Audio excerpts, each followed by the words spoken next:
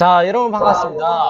이번 시간에 여러분들과 지난 시간에 읽었던 김종길 작가의 성탄제를 바탕으로 학습 활동을 진행해 보도록 하겠습니다. 그래서 여러분들은 이번 시간에 이 학습 활동을 통해서 소설로 재구성해보고, 그리고 궁극적으로 이 시의 주제라든가 아니면 이제 재구성되는 작품을 통해서 여러분들이 학습 목표를 달성하도록 하겠습니다. 저는 세종특별자치제교육청 소속 고운중학교 교사 권승준입니다. 본 영상은 유튜브 채널 생생국어에서 보실 수 있겠습니다. 자, 함께 보도록 하죠. 자, 여러분들 교과서로 198쪽입니다. 198쪽 보면서 진행하도록 하겠습니다.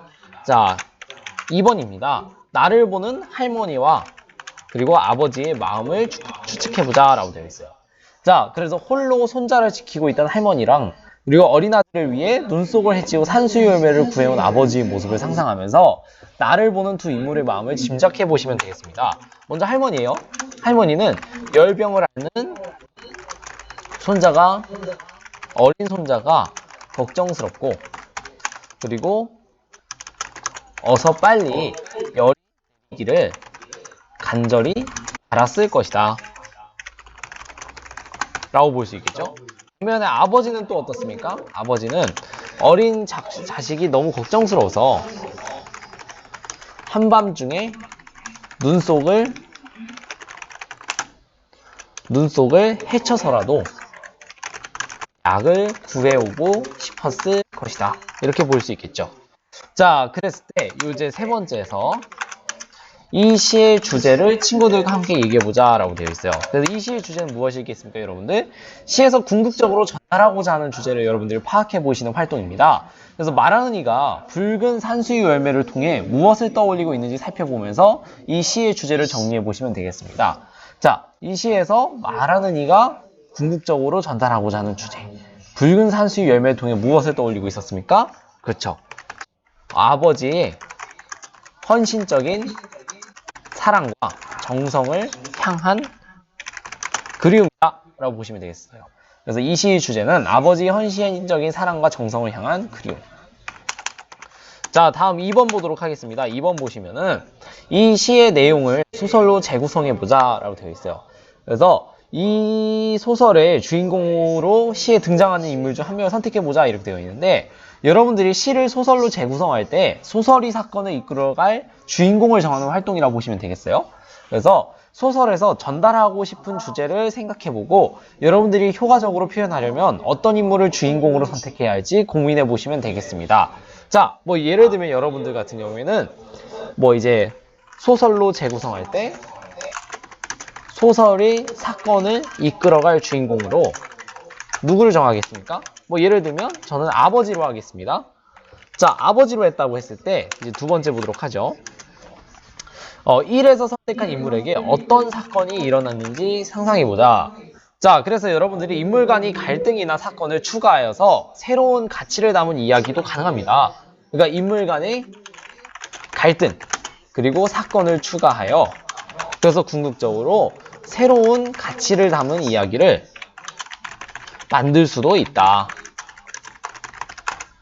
자, 그랬을 때 여러분들이 함께 보도록 하죠. 자, 그래서 여러분들이 1에서 선택한 인물을 중심으로 주요 내용을 구성하는 활동입니다. 그래서 인물이 겪었을 이 사건을 상상해 보면서 소설의 줄거리를 정리해 보시면 되겠습니다. 뭐 예를 들면은 이렇게 말을 할 수 있겠죠. 예를 들면은 한밤중에 아들이 갑작스럽게 열이 오른다. 그래서 오랫동안 쌓인 눈 때문에 도시의 큰 병원으로 갈 수도 없다. 아버지는 산수유 열매를 떠올리고 길을 나선다. 눈보라가 심해져 산속에서 길을 잃지만 그 옛날 자신의 아버지와 함께한 추억이 있는 장군바위 근처에서 산수유 열매를 구한다. 뭐 이런 식으로 정해 볼 수 있겠죠. 그래서 여러분들이 이제 어떤 사건을 넣을 것이냐라고 했을 때 뭐 인물 간의 갈등과 사건을 추가하면서 새로운 가치를 담은 이야기를 만들 수도 있다. 이렇게 보시면 되겠습니다. 자, 다음 3번 보도록 하겠습니다. 이에서 상상한 사건에 어울리는 구체적인 배경을 정해보자 라고 되어 있어요. 자, 그래서 여러분들이 소설이 시간적, 공간적 배경을 정하는 활동입니다.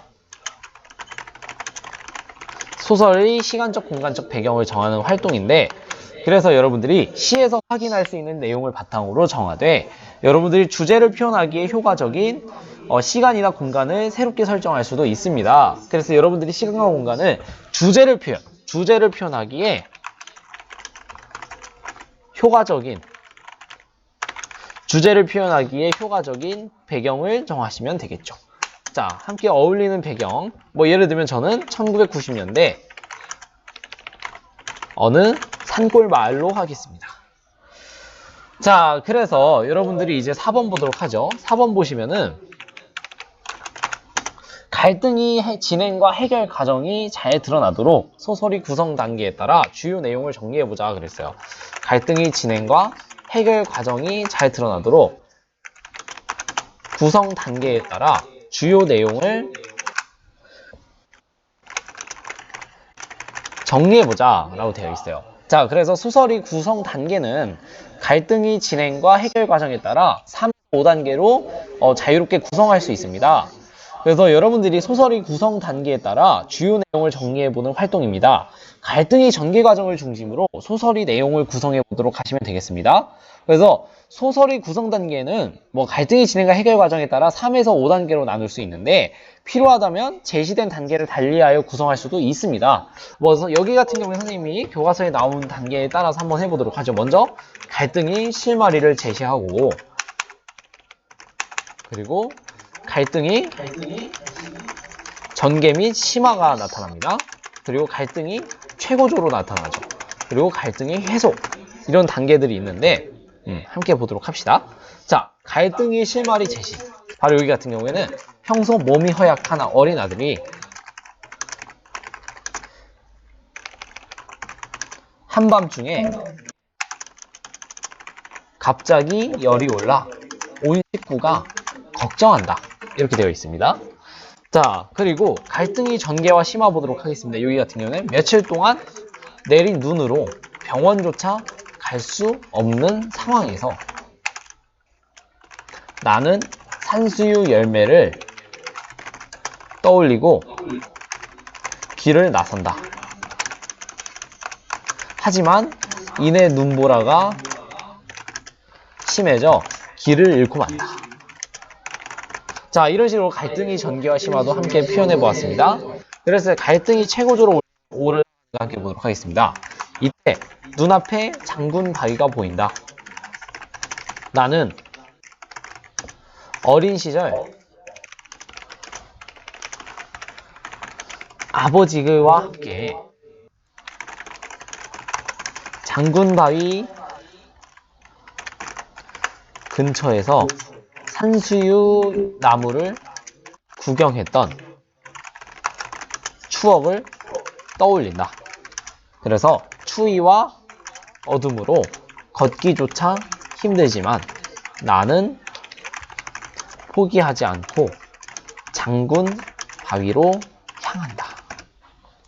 그래서 갈등의 해소는 어떻게 나타납니까, 여러분들? 갈등의 해소 같은 경우에는 집으로 돌아온 나는 장군 바위에서 구해온 산수유 열매를 아들에게 먹인다. 다행히도 아들은 점차 열이 떨어졌다. 나는 아픈 아들이 어서 낫기를 간절히 바라며 이제 자신도 진짜 아버지가 되었음을 느낀다. 뭐 이런 식으로 보시면 되겠습니다. 자, 그래서 여러분들이 이렇게 해서 함께 갈등이 진행과 해결 과정이 드러나도록 소설의 구성 단계에 따라 주요 내용을 정리해 보았습니다. 자, 다음으로 보도록 하죠. 다음으로 5번 보시면은 지금까지 활동을 바탕으로 소설을 완성해 보자 이렇게 되어 있어요. 그래서 소설은 갈등을 중심으로 진행되는 문학 갈래입니다. 그래서 여러분들이 단순히 줄거리를 나열하는 수준에 그치지 않고 단순히 줄거리 나열에만 그치지 않고 어떻게 하냐면은 인물이 상황, 사건의 전개 과정, 배경 등을 통해 전달하고자 하는 주제가 효과적으로 드러나는 소설을 완성하시면 되겠습니다. 그래서 인물이 상황, 사건의 전개 과정, 배경 등을 통해서 전달하고자 하는 주제가 효과적으로 드러나는 소설을 완성하시면 되겠습니다. 그래서 이 부분은 선생님은 생략하도록 하겠습니다. 여러분들이 한번 직접 해보시면 되겠어요. 자, 이렇게 해서 여러분들과 함께 김종길 작가의 선탕제 함께 그 학습활동까지 모두 마무리하였습니다. 여러분들과 함께 지난 시간에는 이제 성탄제의 구조가 눈을 베개로 과거를 회상하면서 붉은 산수 열매가 서늘한 옷자락이 소재의 의미가 어떤 것인지 바로 아버지의 헌신적인 사랑과 정성을 나타낸다라는 것도 함께 배웠습니다. 자, 이것으로 여러분들과 함께 김종길 작가의 성탄제 마치도록 하겠습니다. 다음 시간에는 다음 장에 나오는 흥부전 여러분들과 함께 진행해 보도록 하죠. 여러분 모두 고생하셨습니다. 저는 세종특별자치시교육청 소속 고은중학교 교사 권승준이었습니다. 본 영상은 유튜브 채널 학생 권선생 생생국어에서 보실 수 있겠습니다. 여러분들 모두 고생하셨습니다.